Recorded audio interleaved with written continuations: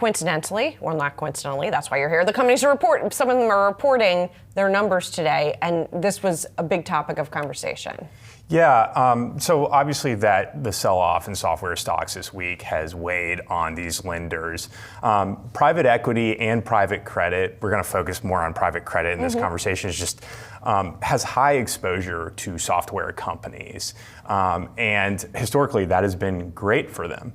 They've lent money to these companies, basically. Yeah. That's the form of the exposure. And the thought that software companies could be displaced by AI is obviously not something that is new for these private lenders that have given loans to them, but it's come to the forefront this year, especially with, this week, especially with the technological advancements that we keep seeing day by day.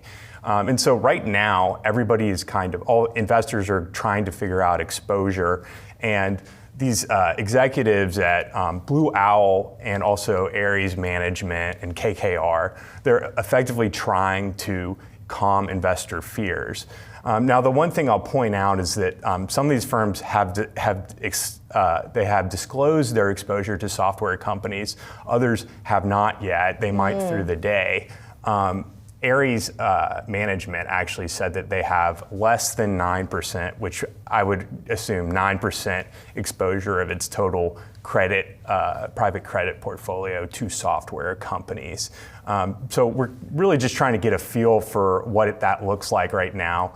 On the other side of the equation, though, the thing I'll point out is that financial sponsors for private equity they're a huge part of the deal market. And so if they're having a harder time getting rid of positions in software companies, that can absolutely influence what the deal market looks like going forward. I mean, it's also really interesting because the companies that are the most concentrated in enterprise software are actually privately held.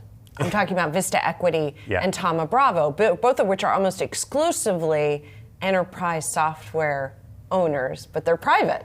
Absolutely. So you have to wonder also what kind of effect what's going on there is having on the markets overall, and then the ripple effect to some of these publicly traded companies. I've spoken to a banker about those particular companies, those kinds of companies that are private and holding these loans, and they said that effectively. Loans and equity positions, they said effectively some of them aren't sure what to do right now, and they're just trying to figure out a strategy. And a part of that group is actually saying, let's figure out a thesis, and if we can get one, let's back the truck up.